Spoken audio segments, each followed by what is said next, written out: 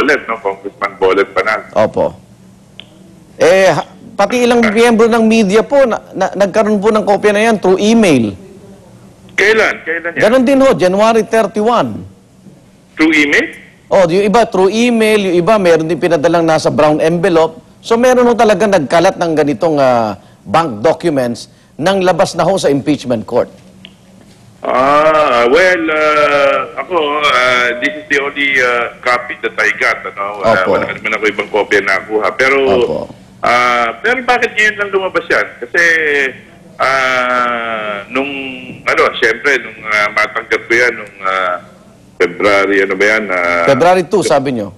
February 2. Opo. Di lumabas na nga yung dokumento, wala namang ganyang kwentong lumabas. Kanya medyo nagulat ako na meron palang marami pala itong kopyang ito, no? Oho. Pero, so, pero pinaninindigan...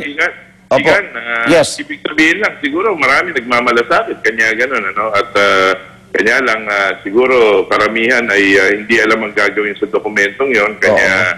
hindi binigyan ng kahulugan. Marami nagmamalasakit pero may nilalabag silang batas. Dahil bawal ho na maglabas ng dokumento ang isang bangko. Di ho ba? Ayon sa Bank Secrecy Law, Congressman?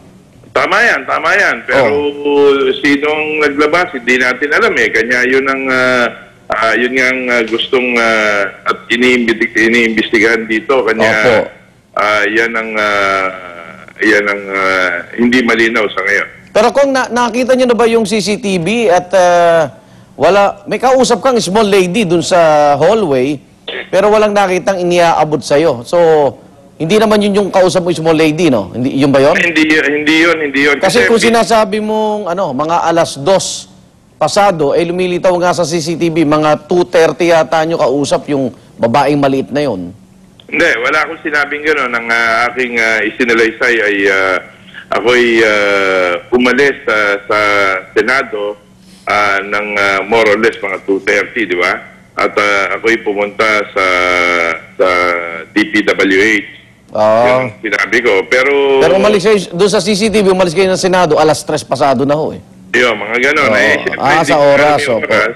Hindi ko na alam masyado yung oras, but more or less gano'n. Kasi ang naalala ko noon, may meeting ako kay Secretary Babe Singson. Okay. Umalis ako noon. Pero anyway... Pero kung nung pag-abot sa inyo ng small lady, basta inabot lang, wala na kayong napag-usapan kung ano yun? Wala, totoo. Inabot lang. Inabot lang, At nakita ko nga yung CCTV, yung sinasabi mo, ang nakunan lang naman sa CCTV yung hallway merong... kwarto doon, yung Padilla room na kung saan nandun yung secretariat at meron pa kaming prosecutor's room sa 5th floor na kung saan nandun yung mga prosecutor na wala namang CCTV coverage. Kanya marami din tao doon, daan din ang tao. Saan po sa inyo inabot? Yung exactly kung saan inabot, hindi ko na maalala, no? Pero ang sinasabi ko nga, it can be anywhere from the time that I arrived, siguro mga alas 11 o 11:30 noon, hanggang sa makalabas ako nung mga 2:30 or 3 o'clock nung oras na yun. Ano? So, anywhere there,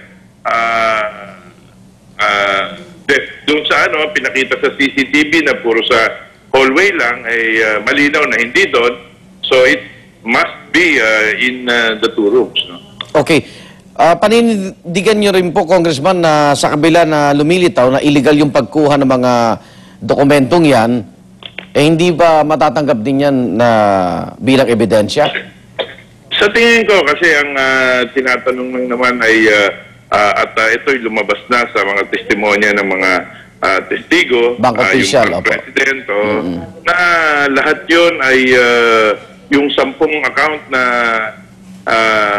napapasaloob dun sa dokumentong yon ay tinanggap na authentic and existing in the records of the bank. Kanya, kahit kung mahihimigan mo yung mga salita ng mga senador na ito ay authentic, baka meron lang pagkakaiba o pagbabago, pero yung nilalaman at yung dokumento appears to be authentic. And I have reason to believe that it is really authentic. Opo, pero ang pangamba ng marami, kahit kayong congressman, hindi na kayo protektado ng bangko. Dahil pwede pala ilabas yung mga bank accounts mo rin, congressman. Eh, yun nga, kanya nga may sabi ni Senate President Juan Ponce Enrile ay yan ay iniimbestigahan na ng Central Bank at yan ay pati ang Senado, kahit si Senate President Juan Ponce Enrile ay interesado siyang malaman ang buong katotohanan dito sa mga impormasyon at dokumentong ito na nakasama doon sa annex na... Kasi, balungkot yun, bank secrecy law. Tapos, mambabatas pa ang nakakakuha ng mga dokumentong dapat secret. Diba? Alam mo, siguro sa mga pangyayaring yun, nung yan ay ipasa sa akin, ay nagmamalasakit yung mga tao dahil na, alam mo, Igan, napakahirap ng trabaho namin na mag-prosecute. Yung hindi sa impeachment trial, kahit yung regular, kahit tanongin mo kahit sinong abogado, yung prosecution, yung mag-prosecute ay talagang napakahirap. At, pero mahirap din pong i-shortcut ang katarungan. Kawawa po yung maliliit na tao. Hindi ho ba? Kung kayang gawin yan sa mga nasa kapangyarihan, kawawa ho kaming maliliit. Pag kayo na pag-initan pala, sa paanong paraan, may magmamalasakit na maglalabas ng dokumento laban sa isang ordinaryong tao, hindi na niya maipagtatanggol yung sarili niya, congressman. Dapat silipin nating maigi din yung mga umiiral na batas, no? Ito'y para ho sa maliliit na tao, Ay, kanya nga, yan nga ang ating, yan nga ang tinitingnan ngayon. Kanya nga pinaimbestigahan ng Bangko Sentral. Central Bank yan, ano? Pero anyway, ang sa akin lang, alam mo, Egan,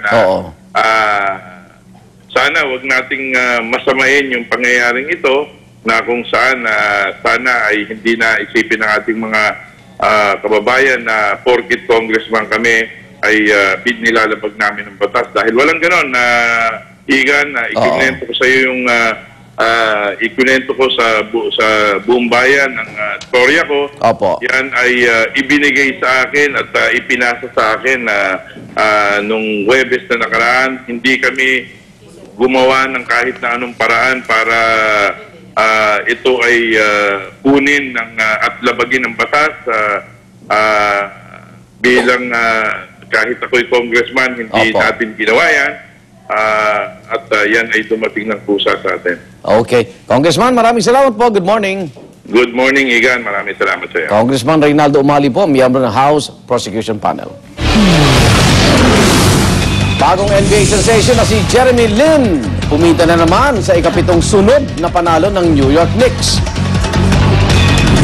Ilang kapuso shows at personalities wagi sa ikawalong US TV Students' Choice Awards. Pagpahuli, tutok lang sa unang balita.